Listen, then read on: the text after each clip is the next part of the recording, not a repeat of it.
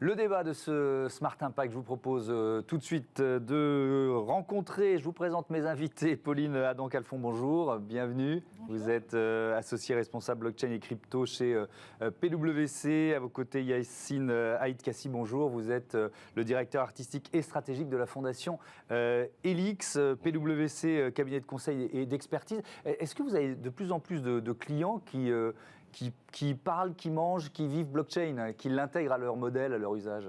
Oui, sachant que nos clients, la typologie de clients qu'on accompagne a évolué dans le temps. Année 2017-2018, c'était plutôt, on va dire, les geeks, les développeurs justement, qui ont fabriqué tout cet écosystème blockchain. Puis des entrepreneurs qui ont vu toutes les possibilités, notamment pour lever des fonds et donc financer l'innovation. Et puis, plus récemment, depuis 3 ans, on a l'arrivée des entreprises, on va dire, traditionnelles, grandes entreprises, mais aussi tout le secteur des ETI. Et puis, on a les banques centrales aussi qui se mettent à faire des expérimentations avec des CBDC. Donc, on a des institutions. Avec les CBDC, c'est quoi les CBDC? C'est les monnaies numériques de banque centrale. D'accord, très bien. Donc, en fait, on voit bien que le sujet est en train de pénétrer tout l'ensemble du tissu économique. Oui, c'est pour ça que c'est intéressant de discuter évidemment des enjeux environnementaux de ce secteur. Yacine Haït Kassi, vous êtes artiste, pionnier des médias interactifs et des arts numériques, et donc directeur artistique de cette fondation Helix. C'est quoi Helix? Helix, c'est le nom d'un personnage que j'ai créé il y a plus de 10 ans à l'émergence des réseaux sociaux, dans cette idée que justement, dans cette nouvelle façon de communiquer, peut-être que le non-verbal allait prendre une importance particulière, et également la fiction, les personnages de fiction. Ouais. Et c'est un personnage de fiction que j'ai plongé dans le réel et qui est devenu en 2015 le premier et unique à ce jour ambassadeur digital des Nations Unies. Donc ambassadeur, la fondation, d'accord. Oui, absolument, ça ambassadeur existe. Digital des Nations Unies, c'est passionnant ça. Ça existe. Et donc de là, vous avez fait naître une fondation? Exactement, parce qu'effectivement, quand on commence à rentrer dans ces sujets qui sont vertigineux et systémiques, et en plus cette nomination est lue en 2015, c'était le lancement des objectifs de développement durable. Évidemment, ça ne peut pas être juste de la communication et de l'affichage, donc on est rentré pleinement dans le sujet qui est absolument passionnant et qui fait qu'aujourd'hui, effectivement, on s'intéresse à cette question systémique de la blockchain et des effets positifs qu'elle pourrait avoir sur notre devenir. Et alors, en préparant le débat, je me suis dit, mais qu'est-ce qui peut rassembler un cabinet de conseil et un artiste? Vous travaillez ensemble, vous avez des objectifs communs? Oui, parce qu'en fait, on partage la même vision, qu'il n'y a pas d'opposition entre le monde numérique, et il ne faut surtout pas qu'il y ait une opposition entre le monde numérique et puis le monde physique dans lequel on est. Et c'est à la fois en mélangeant des approches très data, très rationnelles, mais aussi très expérientielles, qu'on veut rassembler, en fait, qu'on veut proposer une plateforme qui va permettre d'imaginer les solutions pour demain, pour que le monde soit plus durable, en rassemblant en fait ces deux approches. Donc oui, un artiste digital et un cabinet de conseil et d'audit peut travailler ensemble, une fondation. Alors, il y a une fondation, enfin voilà, il n'y a pas que en fait, l'art effectivement est un des piliers, et je pense que c'est aussi un vecteur du sensible qui permet de raconter un monde qui n'est pas encore là, mais il y a également la dimension de l'engagement et la dimension de l'innovation qui sont les trois piliers de la fondation et de tous les projets qu'on met. Alors, il y a évidemment le blot, on va dire, des critiques sur la blockchain, son côté énergivore, on y viendra après. Mais ce qui est intéressant, c'est de voir ce qui existe déjà, ou les possibilités que la blockchain, les bitcoins, le métaverse, le Web 3 peuvent... Qu'est-ce que ça ouvre comme possible, en quelque sorte, en matière environnementale? Qu'est-ce que vous voyez spontanément qui vient en premier pour vous? Alors, donc, il y a effectivement le premier sujet, et on va revenir dessus sur la consommation énergétique, donc on pourra en parler après. Nous, on a la vision que ça ne s'oppose pas.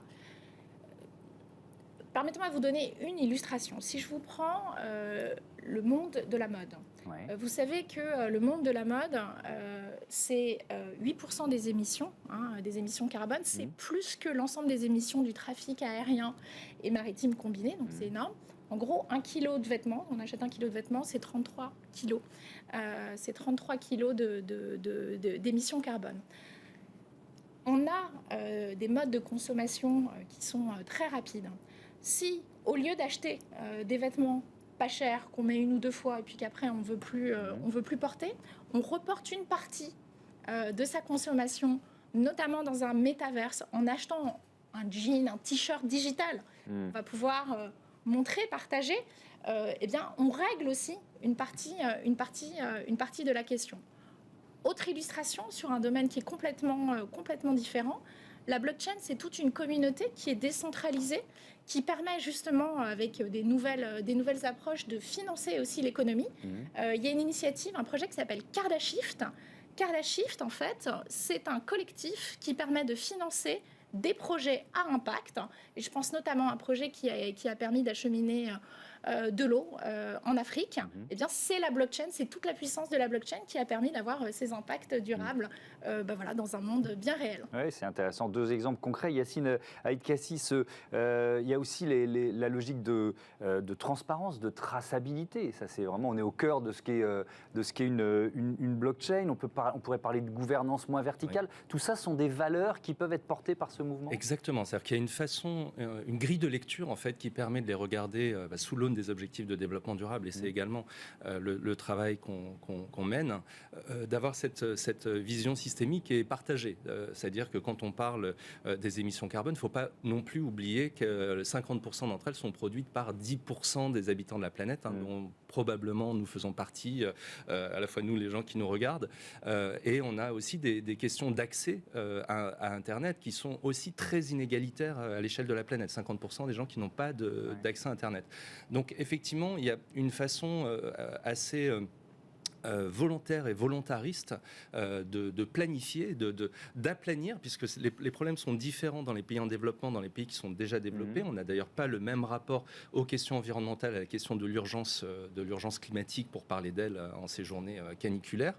Et effectivement, de pouvoir imaginer avec cette base de blockchain, et donc surtout le cœur de l'économie qui est la confiance, de pouvoir commencer à élaborer de nouvelles façons de créer de la valeur avec des externalités qui sont finalement différentes et en pouvant comparer, et l'exemple de la mode pour celui-là est vraiment extrêmement clair, parce que tout le monde s'habille et tout le monde a un rapport au vêtement. Donc c'est vraiment un changement de comportement qui passe par quelque chose qui finalement accompagne l'humanité depuis la nuit des temps, qui s'appelle l'imaginaire. C'est-à-dire que d'être capable de penser qu'on peut donner de la valeur, y compris une valeur financière, une valeur économique, à la création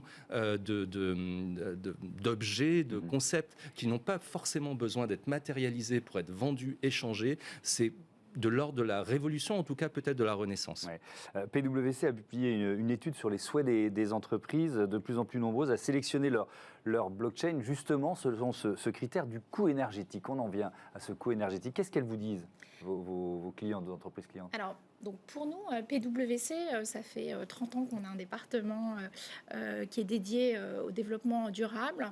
On a allié les forces au sein de PwC entre ce département et notre département blockchain. Et donc, on voulait absolument ne pas considérer ce point comme une boîte noire, comme un tabou de l'écologie et de l'empreinte carbone. Et on a développé des outils avec une approche qui s'appelle ACV, c'est sur un assessment en fait du cycle de vie de fabrication. On a développé toute une méthode qui nous permet de pouvoir estimer de façon très très claire l'empreinte carbone des blockchains ou des tokens, des NFT. On a interrogé nos clients qui nous suivent et en fait dans cette étude on a interrogé 140 entreprises que pour 72% des clients en fait le sujet de l'empreinte carbone est un sujet qui est soit important, soit très important. Et c'est une question qu'elle ne se posait pas forcément il y a 4 ou 5 ans. Non, non. Et en plus, ce sont des technologies qui évoluent. On dit souvent la blockchain, mais il y a des milliers de technologies. C'est comme le métaverse, il y a des métaverses, etc., etc. Et donc, sur chaque technologie, en fait, a des processus d'ancrage des données, en fait, dans la blockchain qui sont spécifiques. Et donc, c'est nécessaire de bien évaluer, en fait, le processus qu'il y a derrière. J'entends ça, mais par définition, les crypto-monnaies, elles demandent de la puissance de calcul. Donc, plus elles se développent, plus la puissance de calcul est importante. Donc, ça demande des infrastructures, donc ça demande des data centers. Bref, une blockchain a moindre impact. C'est pas totalement illusoire. Je ne sais pas qui veut répondre. Oui, il y en a déjà. Non, mais allez-y. Yacine pour commencer, et puis Pauline enchaînera. Bon, déjà, une première chose, c'est que les blockchains, quand elles ont été créées, forcément, on les a créées avec les technologies disponibles, qui n'étaient pas du tout faites pour supporter de la blockchain. Donc évidemment, ça fait pas si longtemps, c'est une quinzaine d'années, mais il y a d'une part une optimisation de ces technologies et des nouveaux composants qui sont moins énergivores, mais également dans les méthodes de calcul. Alors, on va peut-être pas en parler ici, mais en tout cas des méthodes de calcul qui sont beaucoup moins énergivores que celles des premières blockchains, ce qu'on appelle les proof of stake, les preuves d'enjeu. Et notamment, un exemple, il y a certaines blockchains, vous savez, quand vous écrivez sur Facebook un commentaire rageux sur les blockchains en disant les blockchains c'est une hérésie énergétique, ce commentaire sur Facebook va produire 50 fois plus d'émissions carbone qu'un NFT de certaines blockchains comme le Flow ou Tezos, qui est un exemple parmi d'autres. Il y a là-dessus, vraiment, sur la réduction de l'impact écologique de la blockchain, c'est un mouvement qui est encore balbutiant, qui gagne tout le secteur. C'est un mouvement de fond. En fait. Tout l'écosystème blockchain s'empare du sujet. Comme le disait Yacine, en fait, quand on est aussi sur des technologies de nouvelle génération, le fameux proof of stake dont parlait Yacine, je vais vous donner un exemple. On a fait un rapport, une ACV pour un protocole de blockchain proof of stake.